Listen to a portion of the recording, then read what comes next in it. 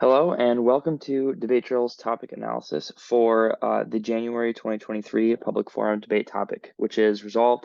The United States federal government should increase its diplomatic efforts to peacefully resolve internal armed conflicts in West Asia. I think this topic is very interesting and going to be very fun to debate. It's a classic foreign relations topic similar to the November-December one. So without further ado, let's jump into the overview, and then we're going to talk about some of the main arguments on both sides.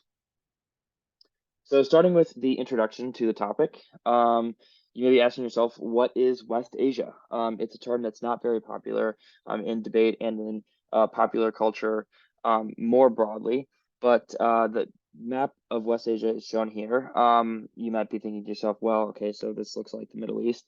I think for the purposes of the arguments and the scope of this topic, you can think of West Asia and the Middle East interchangeably, although I would caution against using the term Middle East in case you run into arguments saying that it is a bad thing to use that term and that the term West Asia should be used instead. So you can think of them as interchangeable, but it's better to stick with the official wording of the resolution because A, you don't run into any risks of any word critiques, and B, you are as specific to the resolution as you possibly can. So the map of West Asia is shown here. I will get into talking about some of the most important areas of West Asia. You would notice that the resolution specifically talks about internal conflicts, which would mean something like a civil war. There are currently two civil wars in West Asia, which we will talk about soon.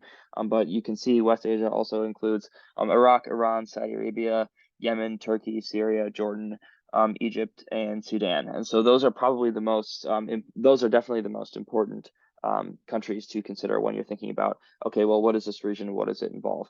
It also involves a heavy United States military presence and, as you all know, a very storied military history. So there is really a lot in terms of international relations to learn here. There are lots of foreign actors from outside this region that are involved, such as Russia and China as well. And so it's a big geopolitical bloodbath, which we'll be dissecting a little bit today. So starting off, let's look at current United States policy in the Middle East.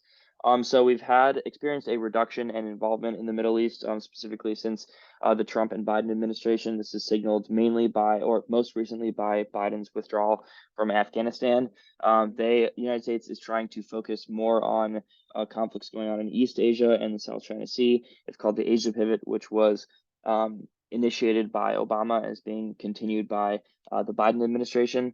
The United States has recognized, for the most part, that our efforts in the Middle East have not really come to fruition. We have withdrawn from all the countries that we've been heavily involved in, Afghanistan most recently. But the United States can never really fully withdraw from the Middle East. They still obviously are involved in all sorts of different conflicts and all sorts of different areas, the most important of which we will talk about next. But generally, the United States does not have a super crazy alignment towards being involved in the Middle East, at least not as much as it did post 9/11 and in the decade post 9/11. So jumping into the two, there are two internal conflicts in West Asia that are happening right now. You have definitely heard of both of them, Syria and Yemen.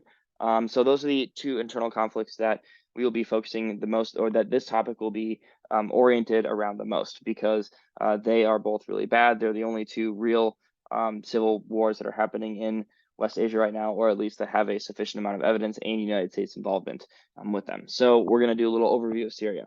So Syria began as an anti-Assad rebellion that turned into a bloody civil war. So the Assad family and the Assad regime have run Syria for the last several decades, and they obviously are a very oppressive regime. So in early 2012, there began to be protests that were violently put down by the Assad regime, and that eventually turned into an organization of coalition forces against the Assad regime that has been going on, and this war has been going on and getting worse and worse for the last 10 plus years.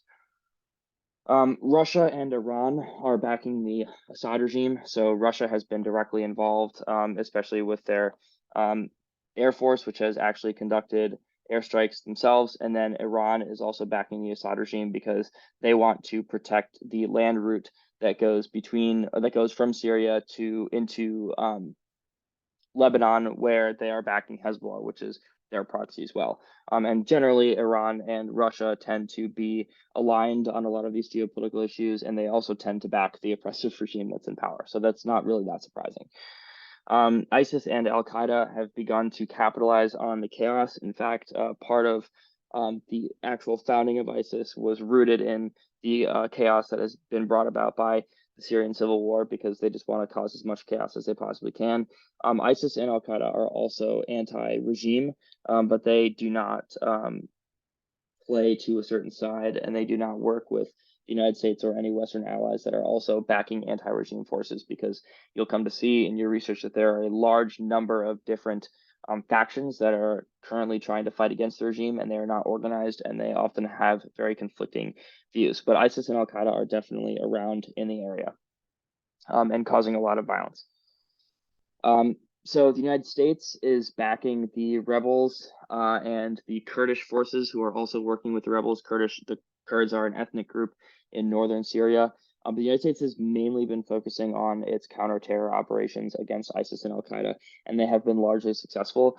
Some of you might remember evidence that was commonly read in the offensive cyber operations topic in November 2019 about how, since the United States counter-terror operations began in Syria, ISIS has lost 98% of its territory.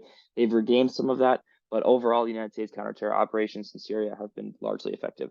We have not put boots on the ground directly opposing the Assad regime, because it's not a conflict that we feel like we need to get involved in, although Obama was very torn between whether or not to actually engage once he found out that the Assad regime was using chemical weapons in Syria, but we ended up not doing it.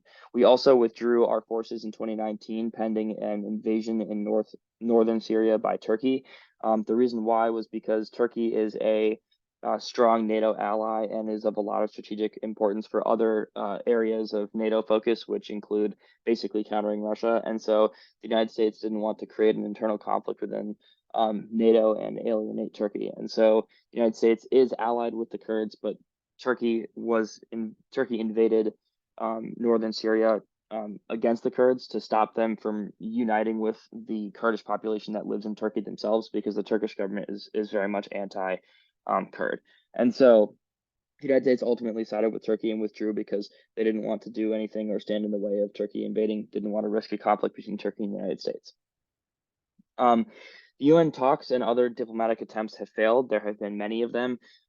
Resolutions from the UN Security Council have never gone through because they've been vetoed by Russia and China, obviously, who are backing the Assad regime and don't really want the conflict to end. Also, because the Assad regime is currently in power still and winning the conflict. Also, just people generally regard the UN Security Council as somewhat toothless. Other UN efforts have failed as well, just because it is somewhat of a polarizing political issue because of the large forces that are backing the Assad regime right now. Currently, Russia and Iran have engaged in talks with some of the coalitions and factions that are currently fighting. They have excluded the United States, but those talks have not really come to any sort of fruition, and the conflict continues to rage 10 years down the line. As I mentioned before, U.S. counterterror has been successful, but ISIS is regaining power. So that's generally what's going on in Syria. It's a very long civil war. It's a very entrenched conflict. It's basically the U.S. and other Western forces backing this very scrambled coalition of rebels without a real cohesive leader versus Russia, Iran, and the Assad regime. Next conflict is Yemen. So Yemen is also a civil war that has been going on for a long time. The two factions are the Houthi rebels versus the Yemeni government. This is somewhat of a religious conflict as well, and it's been going on for a long time. The government, or the Yemeni government, is backed by Saudi Arabia, the UAE, and Qatar, as well as indirectly by other Western allies of these three countries that are listed here. So, for example, the Yemeni coalition is backed by the United States and the West. The way in which they're doing that is that the United States and Britain and other Western countries are selling a ton of advanced weapon systems to Saudi Arabia, mainly, but also the UAE and Qatar. And so you will hear a lot about Saudi-led airstrikes that are killing lots of civilians. These are airstrikes that are carried out with U.S. planes dropping U.S. bombs. The only reason that Saudi Arabia is able to back the Yemeni government this much is because they're buying weapons from the United States. In fact, in February of 2019. There was a debate topic on whether or not the United States should end its arms sales to Saudi Arabia because those arms sales are directly allowing for Saudi Arabia to continue backing the Yemeni government in this war that seems to not be ending. The Houthis are backed by Iran and Russia, big surprise. Iran has a lot of interest in countering Saudi Arabia in the region, and Yemen is largely seen as a full-fledged proxy war between Saudi Arabia and Iran, who are two mortal enemies in that region. And so, for this reason, the Houthis have very strong backing from Iran, and the Yemeni government has strong backing from Saudi Arabia. The conflict has been really bad. It's been considered one of the worst humanitarian crises in human history, or in human history. 10 million on the brink of famine, all sorts of stuff like that. And so diplomatic efforts again have largely failed. There have been attempts at ceasefires, and they've all been broken. And they've gone through the same institutional routes that I've been talking about with Syria, the UN. It all seems to fail. There have been fluctuations in diplomatic talks, but nothing ever seems to stick. So now that you know somewhat of a background on kind of what the two main conflicts are in this region, and what's going on in the region, what the U.S. Alignment is, we can talk about some of the affirmative arguments. So first is just broader conflict resolution. This is the first thing that your mind will jump to when you're thinking about the app on this topic. You would say that the conflicts are very bad now, which clearly is true, and that the app switches focus to diplomacy and makes new progress because new solutions must be tried. I think you can make the argument that nobody is trying hard enough or as hard as they should be to make diplomacy work, especially the United States. And so the app would change that, and that can be the thing that ultimately tips the scales in the favor of conflict resolution. The impacts here would be Syria and Yemen. So you can talk about resolving these conflicts to different degrees. So you can talk about either a reduction in violence, you can talk about a ceasefire, or you can talk about a full-on end to the conflict. Those are three different impacts at three different scales. Obviously, the smaller the impact is, the more probable it is. So a reduction in fighting is, yes, it's a small impact compared to an actual stopping of the war, but it's more likely to happen. So you can choose how much risk you want to take when you're making these arguments. But this is the broad core of the AF, which is just basically diplomacy will resolve conflict. Yeah, so these are the three different tiers of conflict resolution that can be brought about by the affirmative. Next is preventing China and Russia failing. So the argument here goes that if the United States does not engage in diplomacy within the region and take charge as the global superpower that is helping to lead things, then China and or Russia will fill in and do it instead. This is a problem, or yeah, Russia is also filling in Syria right now. I mentioned earlier that Russia has been leading talks with the Assad regime, Iran, and other countries, and excluding the United States. So this is definitely a very real possibility. You all know China's Belt and Road Initiative. China is stepping up its global engagement as much as they can, everywhere they can. And so this is an opportunity for them to get their foot in the door in terms of demonstrating to the international community that they can be a diplomatic leader. So this will hurt U.S. geopolitics. Basically, it gives Russia and China a better foothold in the Middle East, which is a very popular hotbed region, especially for geopolitics. So it basically will signal to the rest of the international community that Russia and or China failed succeeded where the United States failed, and they were able to prevent a really big conflict. This would allow Russia and China to make really big steps. They will be viewed as way more legitimate in the international community, especially in terms of conflict resolution, and that's just not something that the United States wants. Whether or not you agree with the United States objectives or China or Russia's objectives, it would cause a reduction in legitimacy for the United States. So the impacts here there's a very wide range of impacts. I think most broadly, the impact would be United States hegemony. Obviously, the United States is fighting this great power battle with Russia and China. We learned all about that on the last topic. And so this would represent a pretty significant decline in the United States power relative to Russia and China, especially diplomatically. And so you can impact that out to whatever you want. You can say that it's the collapse of the United States world order. You can say it's the collapse of the West. Or you can say there's more, you can talk about more, smaller things that are more probable, like this will lead to other China and Russia getting footholds in other diplomatic areas, which maybe aren't as serious as the entire collapse of the New World Order. So there's a wide spectrum of things that you can say. You can talk about great power war, right? That will be the thing, like that will trigger a train of events that leads to Russia and China colliding with the United States at some point. Mainly China would be more likely to be the actor in this case because Russia is pretty preoccupied with Ukraine. This could represent an expansion of the BRI, and there are all sorts of impacts as to why the BRI is bad.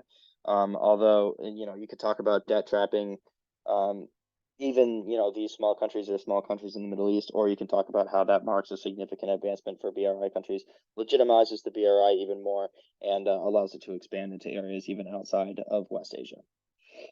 Finally, proxy wars.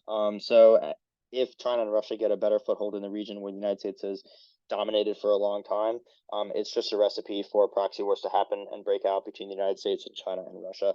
And obviously, proxy wars are very bad. Next argument is policy realignment. So the idea here is that a shift to diplomacy in West Asia will spill over to other areas of U.S. policy. So in order to actually be successful doing this diplomacy in Asia, it would require a full-on policy realignment, which could include a change in their posture in East Asia, in Eastern Europe, and in Latin America. And so you can talk about, other implications there. So there's overall a shift away from hard power into soft power. And the impacts here would be all sorts of different conflicts worldwide. So if you're able to prove that a shift to diplomacy in West Asia represents an overall policy realignment, you can access similar style impacts all around the world. So there are all sorts of different conflicts or potential future conflicts that the United States could stop if you're able to win this link. East Asia is one of those main regions, right, where there's a military and diplomatic hotbed. And so the United States, U.S. policy realignment could lead to more peace in East Asia, reduction of military presence in the South China Sea, a peace agreement with China. And then finally, Ukraine and NATO. So it's the same thing, right? Diplomacy can, in realignment towards soft power can strengthen the diplomatic efforts of NATO. They can solve Ukraine issues. They can solve issues with the Baltic states. Those are kind of the two conflict flashpoints around the world. Next, we'll talk about the negative. First argument, like on the app, is conflict resolution. This topic is overall revolves around conflict resolution. It's just a matter of whether or not, which way you want to do it. So on the neg, you would say conflicts are being resolved now in the status quo.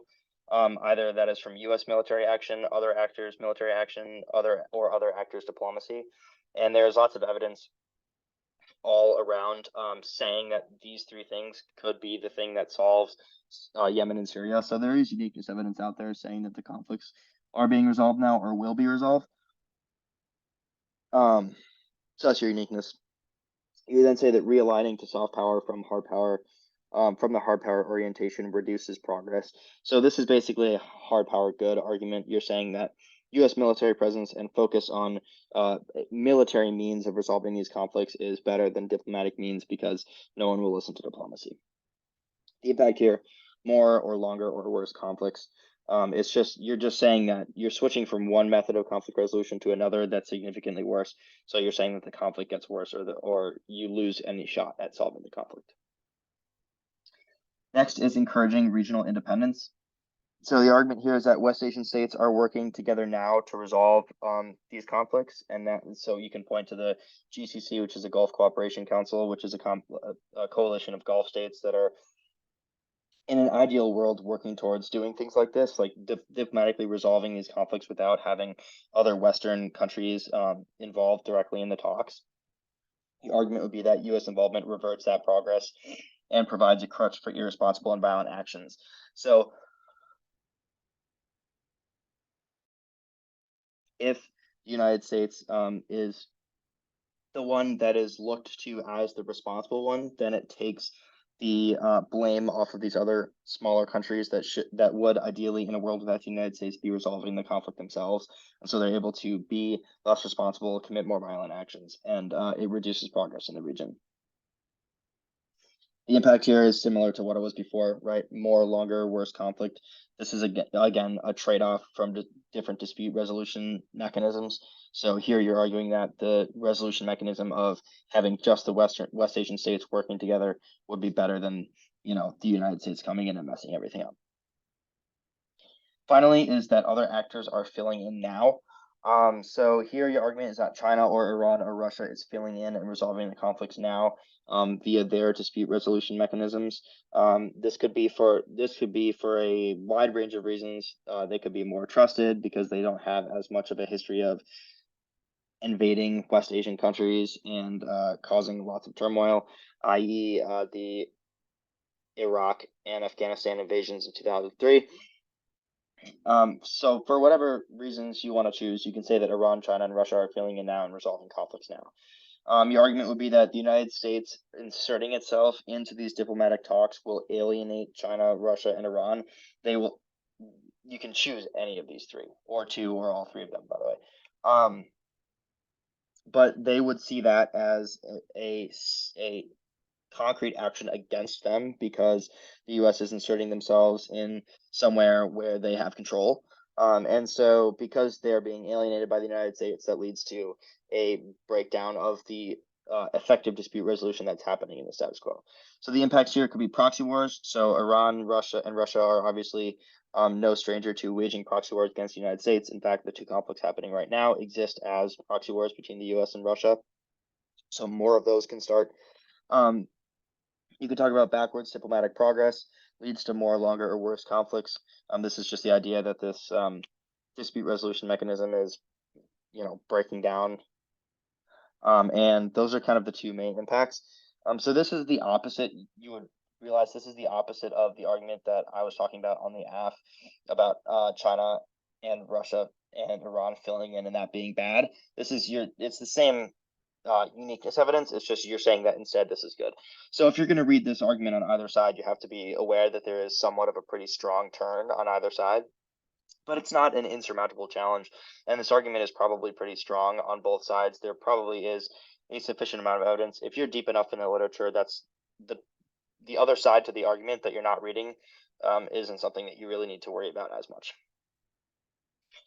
So to conclude, I think I have some concluding remarks. I think there is somewhat of a limited scope of impacts, as you would notice. It's limited mainly to Yemen and Syria. You could talk about potential future conflicts, and you could try to find a link to other conflicts in other areas around the world, which is doable. But I think most of this topic is going to be centered around trying to resolve Yemen or Syria. So I would strongly advise that you go very deep on the literature and the history of the Yemen and Syria conflicts so you know everything that you possibly can know about what is going on there. That will provide you a lot of insight for making your analytics and deciding which arguments you're going to read in constructive. There's lots of incentive structure analysis here. Because this is geopolitics and because you're dealing with conflict and especially diplomacy, you should be focusing a lot on, from a principled level, how do you analyze the incentives of all of these actors? And if you're able to break down and analyze the incentives themselves, then you're able to win a lot of ground and you're able to understand a lot of arguments that you otherwise wouldn't be able to. So focus really heavy on, figuring out what is it that drives all of these actors? What is it that incentivizes them? What are their goals? Things like that. And that'll help you come to a good conclusions on which arguments to read. Overall, I think this is a balanced, classic topic. I'm a big fan of IR, and I think that this will be a really good learning experience, and this will be a really fun topic to debate. Thanks for tuning in.